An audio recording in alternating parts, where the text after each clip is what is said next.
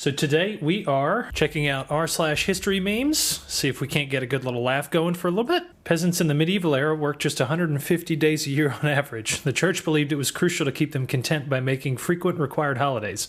Compared to a medieval peasant, you take fewer holidays. Google serfdom.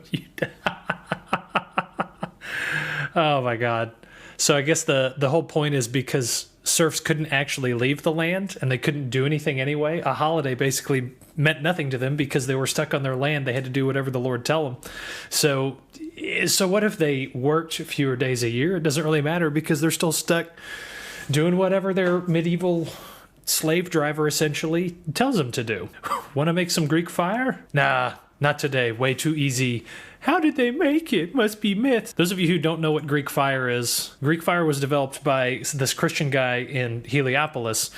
He ended up escaping to Constantinople from Muslim-held Syria, but a similar substance existed long before that. Pontus used it during the Romans, during the Mithridatic Wars. Callinicus probably basically just spun it off of that just to make his own spin-off. Basically, he took pancakes and put chocolate chips in them and turned them into chocolate chip pancakes. It's kind of like napalm or naphtha, but they don't actually have it anymore. They can't figure out what to make of it. Nobody knows exactly how the Byzantines made it, so everybody's kind of just trying to figure out exactly what it was used for, but it was basically like medieval napalm on steroids that we don't have anymore. It's been speculated that Greek fire probably consisted of a mixture of petroleum, pitch, sulfur, pine, or cedar resin, lime, and bitumen. I love the smell of napalm in the morning. Screw zodiac signs. What's your favorite Bronze Age civilization? You've got Achaea, which is the Mycenaean Greek cultures. You've got Hatti, which I keep wanting to think of as Haiti. You can be Egyptian with the New Kingdom 19th dynasty. It's really bad because I took 4 ancient Near East history classes in college and I don't remember a single one of these. I know Achaea from Assassin's Creed Odyssey, and I know the New Kingdom Egyptian dynasties from Assassin's Creed Origins. You know you get your ancient history from a problematic source when it's from Assassin's Creed games. Borat is Greece. Turkey is in the back, is his neighbor. This is my neighbor, Turkey. He is a pain in my asshole. I want to unite with Cyprus. He wants to unite with Cyprus. I join NATO. He joins NATO. I join the EU. He cannot. Great success. Whoa, whoa, whoa. That time the Dutch ate their prime minister. What are we getting into here? The Dutch may seem civilized, but anyone with some knowledge of European history knows that it was not always the case. So in 1672, the Dutch, they were in a war with England, and this is the year known in Dutch history books as the Rampjaar, the disaster year. It's even got its own slogan, and I'm going to butcher this Dutch pronunciation, but we're going to try it just to have fun. Het volk was redelus, de regering redelus, en het land redelus.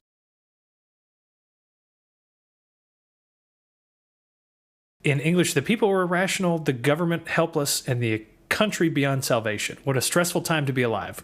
Or worse yet, what a stressful life to be leading a country. Johan de Witt was the prime minister, and he was one of the only non-royal leaders in all of Europe, and apparently the Dutch citizens didn't like that. De Witt resigned his leadership. His brother was arrested for treason, taken to The Hague. The former prime minister went to help his brother prepare for when he was exiled, because he was going to have to leave. They got captured by a mob. They shot him both, and then they left him to the crowds. But apparently, they're not dead. The crowds just went basically crazy. They stripped him naked, and they cut their livers out and ate them. The Dutch are just crazy. Never fight the Dutch, I guess, is the moral of that. We can never trust them to not go back to this, so we just kind of have to let them do their thing. We're never going to go against them. American inventions, the KKK, the atom bomb, fast food, and separating the races versus European inventions, the telephone democracy, the car, and penicillin. Alien inventions, monuments, math, human trafficking.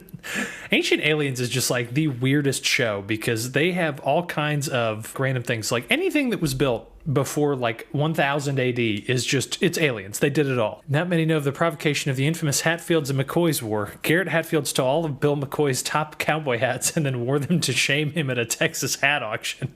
And then this dude just to stare. How many? 1, 2, 3, 4 hats that I can see. This poor guy's just shamed because he's only got one. Everything's bigger in Texas, even if you have to stack your hats to prove it. We've got the UK screaming, "You can't leave," and then the American colonists saying that I am my own country after like 250 years of fighting. Love you, son. Thanks, Dad. If this man can pull, so can I. You split the church for Anne Boleyn, but then decide to split her too. Ooh. This meme, I don't even know what this is. It's King Charles in a hat with a musket versus this poor little girl in a Russian cap. So this is during the Battle of Inkerman in 1854. 5 Russian battalions assaulted a British position of 300 troops. The Brits charged the Russians with bayonets, and due to the dense fog and the ferocity, the Russians thought they were a much larger force. 15,000 soldiers got destroyed by 300 British troops. This poor little girl, just her Russian babushka mom, just running away from King Charles. I'm a British soldier who fights in France against a German empire because a Serbian killed an Austrian in Bosnia. The math doesn't quite add up on this one. The U.S. after the Spanish-American War. Philippines, you have freed us. U.S. in 1898. Oh, I wouldn't say freed. More like under new management. Americans talking about Brits. You effing donkey. Brits talking about Americans. You effing donkey. Americans and Brits talking about Canadians. Oh dear, gorgeous. Canadians really kind of are like the little brother to both the British because they're a former colony and to the Americans because they're like our northern super polite nice neighbor that just kind of tags along with us. So we do kind of take them under our wing. I don't know that we call each other donkeys between the Brits and the Americans other than just like in a general cultural sense. Let's put lead in gasoline. I sure hope it won't kill thousands and make humanity dumber by 800,000 IQ points. Capitalist Doge can only do right. Second pandemic of the Black Death in Europe, 1347 to 1351.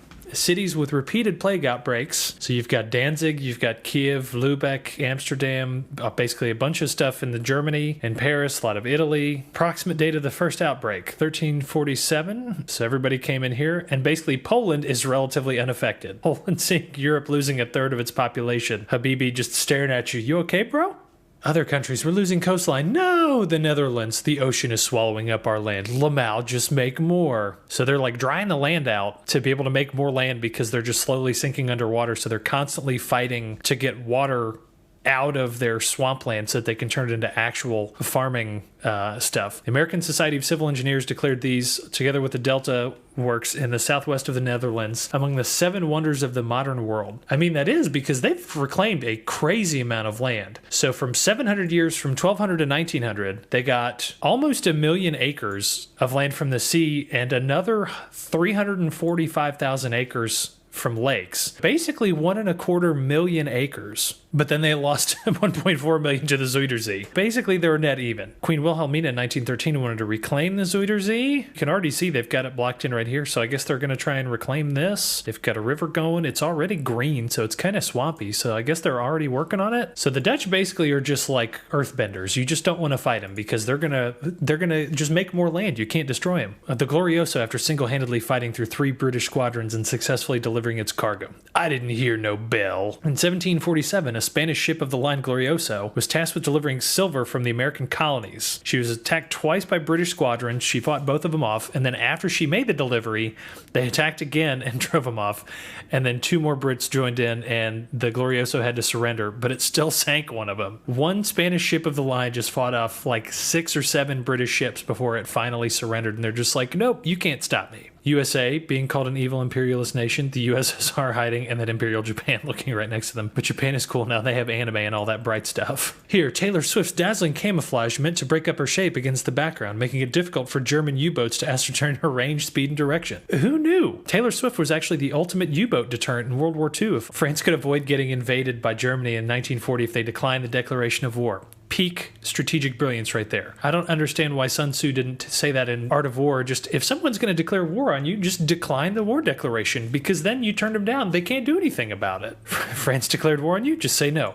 France cannot declare war on you without your consent. Japan, I have seen and done this once. It's a classic. Queen's Gambit declined Ardennes variation. Know the work rules. Looking good, Susan, Habsburg nobility says. Oh, you're sweet, Habsburg nobility says. That's appropriate. Skinny Chad, other nobility says, looking good, Susan. She reports him as inappropriate. Hello, human resources? Because the Habsburgs only wanted to get it with themselves. If y'all have not seen a picture of Charles III, it is absolutely the most ridiculous thing. So basically, the Habsburgs were so inbred. Look at this guy. His chin is just like poking out, just me. So the Habsburgs were so genetically identical, the Austrian Habsburgs and then the Spanish Habsburgs. They split the line and they were so intermarried that at one point in the late Middle Ages, the early Renaissance period, the Habsburgs, just as a family in general, were more genetically related between husband and wife than a normal family would be between brother and sister. Like, they were that genetically inbred and interrelated, and this caused all kinds of health problems. So the Habsburgs had the Holy Roman Empire on one side, and then they had the Spanish Habsburg lines on the other. They had Naples and Flanders and all that. Look at this poor guy. This is Charles II. He was the last person of the Habsburg line in Spain. This chin is just absolutely horrific. People would have speech impediments, like they could barely eat. They had all kinds of health difficulties. It's just not great. They ranked them by how screwed up their jaw was to figure out how inbred they were. According to the results, Mary of Burgundy, who married into the family in 1477, had the least degree of both traits. The most pronounced prognathism was in Philip IV, King of Spain and Portugal in the 1620s. The greatest degree of maxillary deficiency, 5 family members, so they tied. Holy crap. Maximilian, Margaret of Austria, Charles I of Spain, Philip IV, and Charles II of Spain. This whole family was just a bunch of broken, meat-jawed, poor idiots by the end.